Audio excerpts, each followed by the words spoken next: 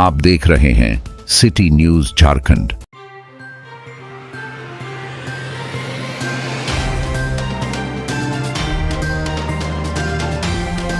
शहरी क्षेत्र के बरसमिया स्थित विश्वनाथ नर्सिंग होम में चिकित्सक की लापरवाही से एक व्यक्ति की मौत हो गई। मृतक की पहचान पांडेडी निवासी संतोष शर्मा के रूप में की गई। घटना के बाद मृतक के परिजनों ने अस्पताल में जमकर बवाल करना शुरू कर दिया। मृतक संतोष शर्मा झामुमो नेता के बड़े भाई थे। फिर क्या?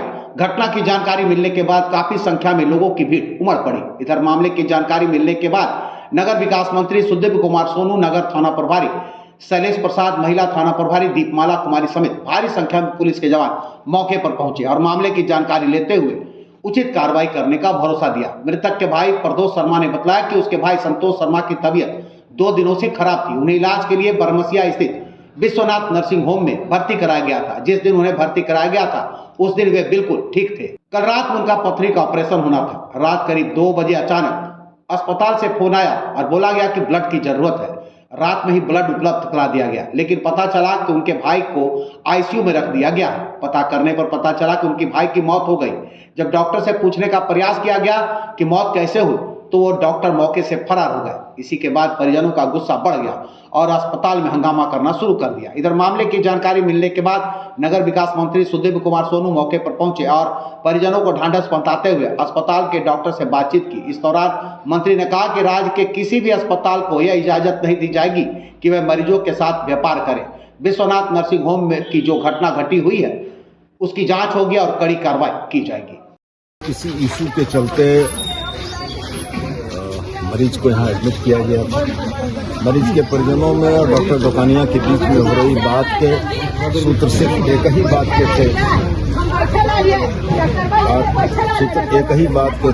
हमने डॉक्टर साहब को यही कहा कि अगर मरीज क्रिटिकल था और इसकी केस हिस्ट्री आपको पीएमसीएच से मालूम थी या पटना जहाँ ट्रीटमेंट चल रहा था, तो जब आपके सीमित संसाधन थे तो आपने इस केस को हैंडल यहाँ किया।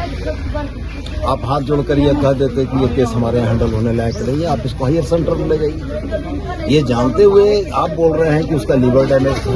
तो जब ये आप जान रहे थे कि उसका लीवर डैमेज था तो फिर आपने उसको हैंडल यहाँ क्यों किया? तो ये मेरा स्पष्ट ये मानना है कि व्यावसायिक उद्देश्यों की पूर्ति के लिए मरीज के साथ इस तरीके का खिलवाड़ न तो नैतिक दृष्टिकोण से उचित है न न्यायिक दृष्टिकोण से उचित है। बताया जा रहा है कि पटना लेके गए थे, वहां से डॉक्टर साहब बुला के और ऑपरेशन करवाने के लिए बात कही। ये चीजें तो अनुसंधान में स्टैब्लिश होंगी। हमने थाना प्रभारी को यही कहा है कि परिजन जो लिख कर देते हैं सुसंगत धाराओं में मुकदमा होना चाहिए और विधिसम्मत अनुसंधान होना चाहिए और अनुसंधान के उपरांत जो भी चीजें निकल कर आती हैं उसके आलोक में कार्रवाई होनी चाहिए। मामला ऐसा था भैया कि मिडवे भरसों में मेरे भाई का ट्रीटमेंट चल रहा था पटना में और बढ़िया बेटा ट्रीटमेंट चल रहा था। हसबोल जैसे हम लोग चल फिर वैसे चल फिरते थे। 4 दिन पहले इनका थोड़ा सा पेट में दर्द हुआ था। उस समय भी 4 दिन पहले यहाँ आए थे। 2 दिन एडमिट रहे, इलाज हुआ। डॉक्टर नीरज दुकानी ने देखा, बोला रोड ब्लेडर में पथरी है, ठीक हो जाएगा। तो एक बार अपने जो कंसल्टिंग डॉक्टर उनसे मिल लीजिए। तो वो जाके फिर पटना ट्रीटमेंट करा के आए। परसों जाकर के फिर शाम को बोले, फोन किए कि आ जाइए एडमिट कर देते। एडमिट परसों किए, कर रहे हैं कि लीवर उवर में कुछ प्रॉब्लम को देख लेंगे, आप लोग रहिए। करा करके एडमिट कर लिए। कल 10:30 बजे शाम को रात को ऑपरेशन किए। 2:30 बजे रात को मेरे को स्टाफ हमको जाकर फोन करता है कि भैया ब्लड चाहिए।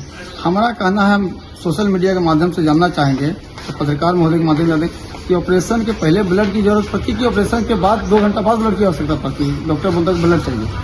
तो हमने बोला ठीक है ब्लड का तो माँ और भाभी को फोन किए और वाइफ को, तब तीनों आ गए हॉस्पिटल। हम 3 बजे रात ब्लड जाकर ब्लड बैंक में ब्लड लिए। ओपीजीटी दीपक साहब ब्लड दिया, ओपीजीटी लिए, बोले ब्लड चाहिए। तब तक देखते वेंटिलेटर में डाल दिया। नीरज दुकानिया को जब उन्हें बुलाना था, नीरज दुकानिया नहीं आया। उन्होंने प्रशासन को भेज दिया। प्रशासन 1 गाड़ी आया, 2 गाड़ी या 3 गाड़ी प्रशासन आ गया। नीरज दुकानिया ने नहीं अभी तक आया। अगर वो गलत नहीं है तो फिर फेस क्यों नहीं करता है? ये जानबूझ करके पेशेंट को मेरा मार दिया है। मैं इतना ही पत्रकार महोदय, मीडिया से, सरकार, झारखंड सरकार से, भारत सरकार से मांग करता हूँ कि नीरज दुकानिया का लाइसेंस कैंसिल होना चाहिए। नीरज दुकानिया की मृत्यु की सजा पे दफा लगना चाहिए, सजा में मौत का दफा लगना चाहिए। क्या नाम था उनका? संतोष शर्मा। मेरा नाम प्रदोष कुमार, उनका छोटा भाई बोल रहे हैं।